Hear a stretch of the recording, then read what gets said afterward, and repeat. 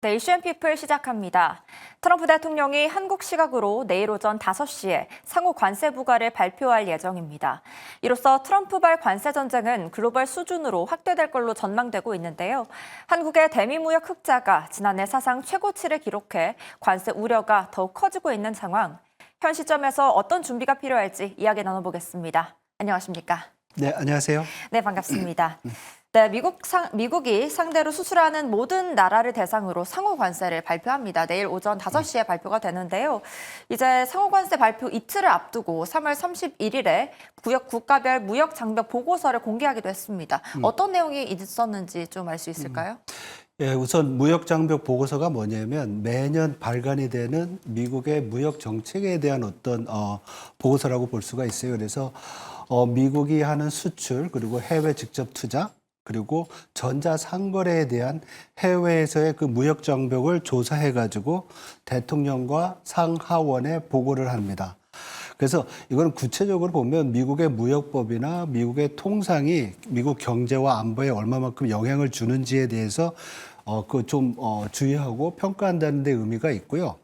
이 보고서에 따르면은 지금 무역 대표부가 이거를 발표를 하는데 무역 장벽으로 약 한 14가지의 기준을 발표를 해요. 그래서 한 40개국, 전체적으로 보면 약 한 60개국에 대해서 조사를 하고 14개의 무역 장벽을 이제 발표를 하는데 그 14개 중에는 수입 정책이라든지 그리고 뭐 통관의 절차, 또 위생 문제, 서비스, 또 투자, 지적재산권 굉장히 이제 광범위한 14개의 항목인데요. 여기 이제 한국 부분이 약 한 14개 중에서 7개 항목이 들어갑니다. 그래서 네. 그 구체적인 내용들을 보면은 우선 위생이나 이런 쪽을 볼 때 기술 장벽으로서 한국의 미국의 화학물질에 대한 어떤 기준이 우리나라가 굉장히 강하다. 그리고 재활용에 쓰는 패키징이나 아니면 뭐 여러 가지 라벨 이런 것들이 강하다. 그리고 특히 이제 언론에도 많이 보고가 됐지만은 쇠고기 수입 30개월 미만의 그 쇠고기 수입만 제한하는 것도 지적을 했고요. 네. 특히 이제 분쇄 쇠고기, 아마 이제 햄버거 패티 들어가는 것 같아요. 이런 게 수입 금지 품목으로 돼 있는데 이거를 좀 제약이 되고 있다 이런 얘기를 했고요.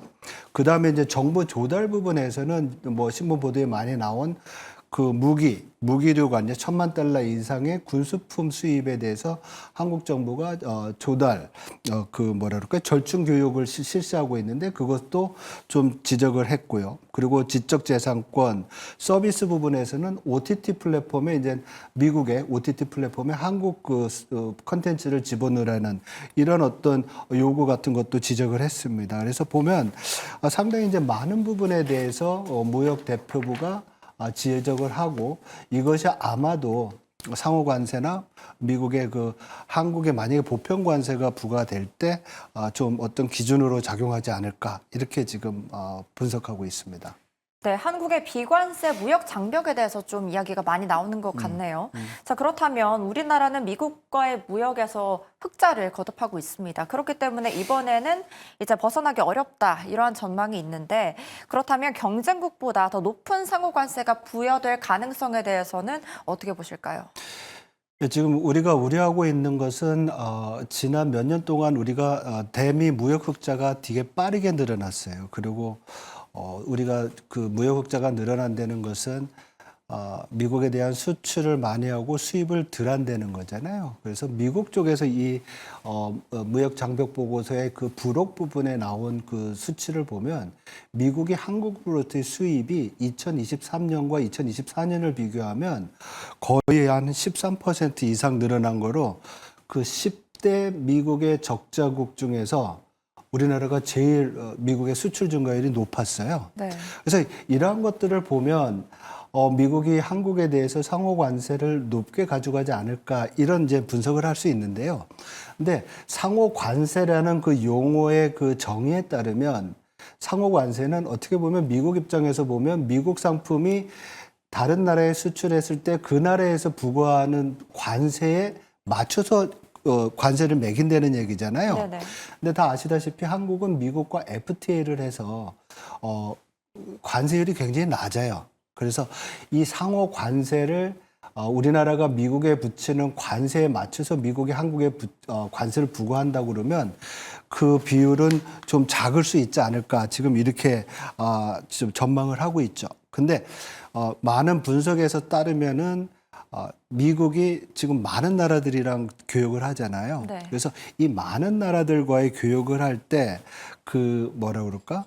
평균적인 관세율, 나라마다 다른 것들을 평균하면 약 한 15% 되지 않을까 이렇게 이제 시장에서 전망을 하고 있습니다. 그래서 지금 그렇다 보면 일부 국가는 뭐 25%도 될 수 있고 아니면 또 다른 우리나라 같은 경우에는 FTA를 하니까 그것보다 좀 낮은 수준을 또 기대할 수도 있는 부분이고요. 그래서 그건 내일 새벽 5시에 이제 트럼프가 어떤 얘기를 하는지 지켜봐야 될 것 같습니다. 네.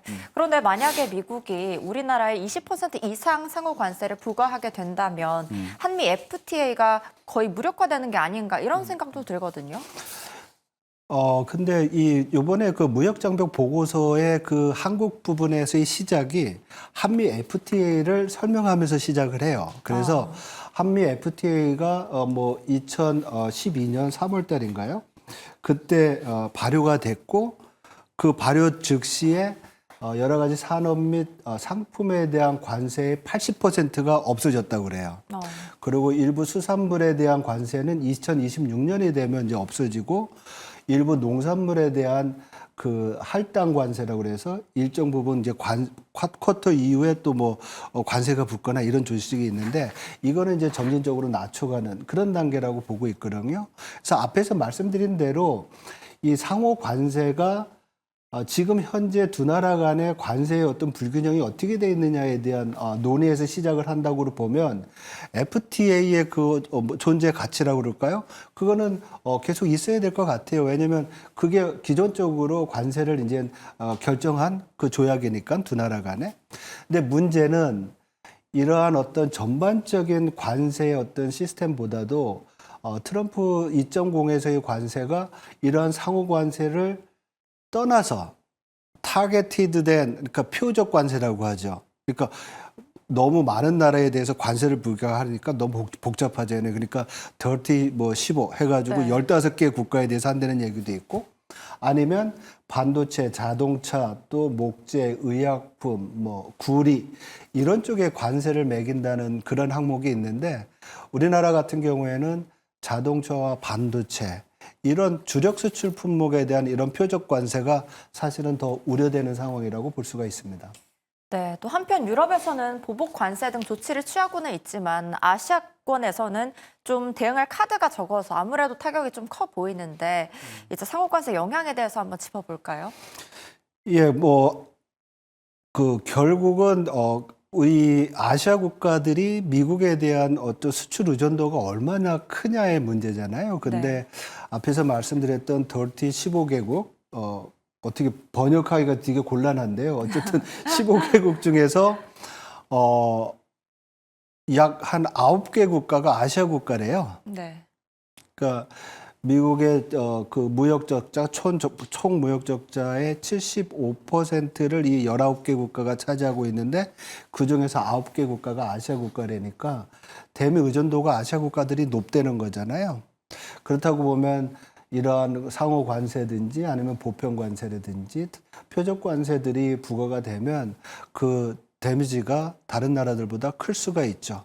그리고 이런 아시아 국가들은 수출에 의한 성장의 어떤 그 축이 형성된 나라들이 많잖아요. 한국도 대표적이지만 반면에 많은 선진국이나 큰 나라들은 수출보다는 내수 비중이 크기 때문에 이러한 관세의 영향이 아시아 국가들보다 더 상대적으로 작을 수가 있죠. 그런 면에서 아시아 국가들이 좀 취약성이 크다라고 볼 수가 있습니다. 네, 또 미국 증시도 관세에 의해서 좀 흔들리는 모습을 보이기도 했습니다. 인플레이션 우려도 커지고 있는 상황인데요.